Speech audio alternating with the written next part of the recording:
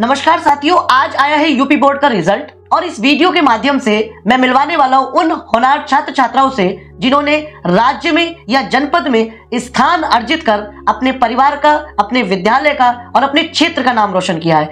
ऐसे ही मिलते हैं एक होनहार छात्रा से। बेटा, आपका नाम क्या है? मेरा नाम चाहत है। चाहत, आपके पिता का क्या नाम है और उनका क्या व्यवसाय है? मेरे पिता का नाम मिस्टर कृष्णवीर सिंह है। वो एक साधारण से किसान है। किसान है। बेटा, आप किस विद्यालय में शिक्षा ग्रहण कर रहे थे और कौन सा स्थान राज्य में या जनपद में आपने हासिल किया है? मेरे विद्यालय का नाम ML academy senior secondary school है। ओके। और मैंने जनपद में 9वीं रैंक प्राप्त किया है। बहुत बढ़िया। जैसा कि छात्रा ने बताया कि उसने नवा स्थान जनपद में प्राप्त किया है। बच्चे, हम आपसे जानना चाहेंगे, सफलता तो आपको मिल गई है, बट सफलता का जो सफर है वो बहुत कठिन होता है। तो आपको ये बताना है इस प्रश्न के माध्यम से हमारे दर्शकों को कि आपने अपने सफर में क्या क्या परेशानियां, क्या क्या दिक्कतें महसूस की। आप कितने बजे उठते थे, कितने बजे आप सोते थे और किस हिसाब से आप पढ़ाई किया करते थे, वो हमारे दर्शकों को बताइएगा। मैं रोज़ सुबह 6 बजे उठती थी। मैंने हर एक सब्जेक्ट को 1-1 घंटा दिया है। मुझे जो ज़्यादातर समस्याएं हैं वो SST में आई हैं, क्योंकि हमारे स्कूल में SST मतलब इतनी अच्छे से नहीं पढ़ाई गई। SST को कवर करने के लिए मैंने मोबाइल की हेल्प ली थी। ओके। बच्ची ने जैसा कि बताया कि थोड़ा सा SST में उनको प्रॉब्लम्स आई, बट उन्होंने कवर अप की अपने मोबाइल से या फिर YouTube की वीडियोस से, राइट? एग्जैक्टली। बेटा, जब भी कोई भी कैरियर संवारने की बात आती है या फिर कहते हैं कि बच्चे को सही मार्गदर्शन देने की बात आती है, तो विद्यालय का नाम सर्वोपरि होता है। तो मुझे ये जानना है, मुझे अपने दर्शकों को ये बताना है कि किस तरीके से विद्यालय ने आपको प्रेरित किया कि आप डिस्ट्रिक्ट में रैंक लेकर आ पाई।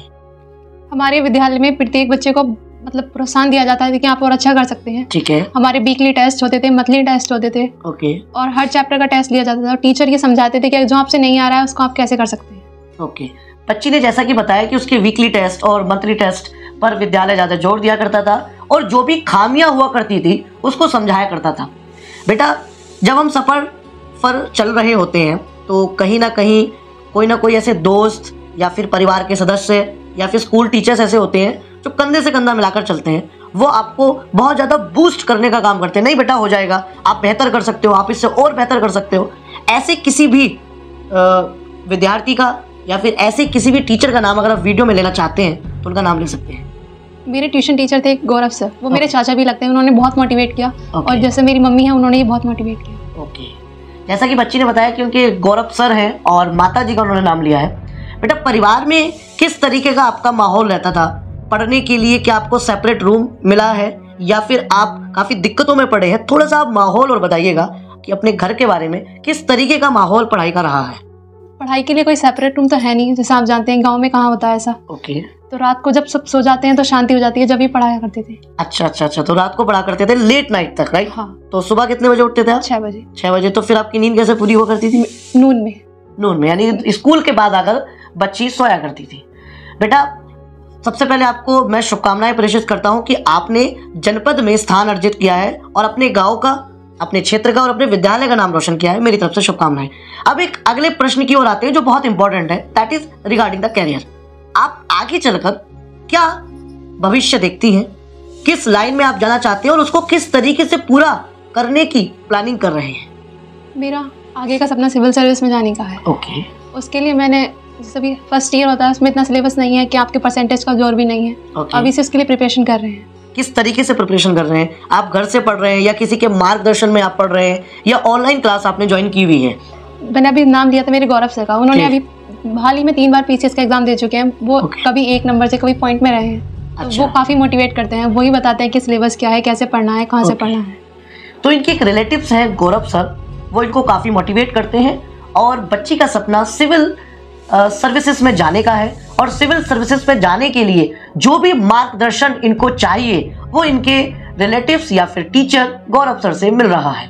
चलिए बच्चों, आपको पता है कि ये जो मोबाइल है ये बच्चे के जीवन में उसके कैरियर को संवारने में और कैरियर को बिगाड़ने में भूमिका अदा कर रहा है। आपको क्या लगता है, आपके ओपिनियन से, कि मोबाइल किस तरीके से बच्चे को इस्तेमाल करना चाहिए?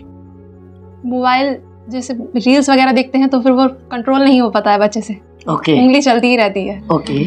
अगर आप उससे खोले ही ना तो वो ज़्यादा बेहतर रहेगा। अच्छा, तो आप रील्स वगैरह देखते हैं? नहीं, एग्जाम के टाइम पे बिल्कुल नहीं देखी। एग्जाम से पहले देखी है? क्योंकि मेरे दर्शक जानने के बहुत इच्छुक होंगे कि आपने एग्जाम से पहले अगर रील्स देखी तो कितनी देखी है।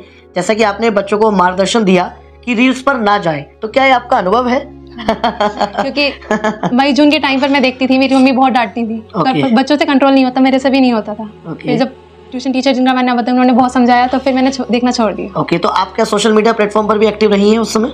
हाँ, रही है। अभी फिलहाल एग्जाम टाइम में वो डिलीटेड है या डीएक्टिवेटेड है? डीएक्टिवेटेड है, सब बंद कर दिया है। ओके। बच्ची ने बताया कि रील्स पर समय बर्बाद होता है, ये उनका अनुभव कह रहा है। मई जून में इन्होंने बहुत रील्स देखी है, बहुत मम्मी की डांट खाई है।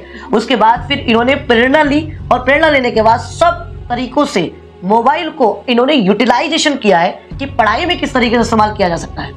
एक लास्ट क्वेश्चन है बच्चे, आपकी उम्र के बच्चे इस इंटरव्यू को देखने वाले हैं, चाहे तो अब या कुछ समय बाद या आने वाले 2-3 सालों में, आप उनको क्या सलाह देना चाहेंगे? क्योंकि कहीं ना कहीं आपसे प्रेरणा लेकर, आपके इंटरव्यू को देखकर वो ये सोचने वाले हैं कि काश हम भी डिस्ट्रिक्ट रैंक लेकर आए, हम जनपद में, राज्य में स्थान लाए तो हमारे भी इस तरीके से इंटरव्यू रिकॉर्ड होंगे, उनको बहुत प्रेरणा मिलेगी।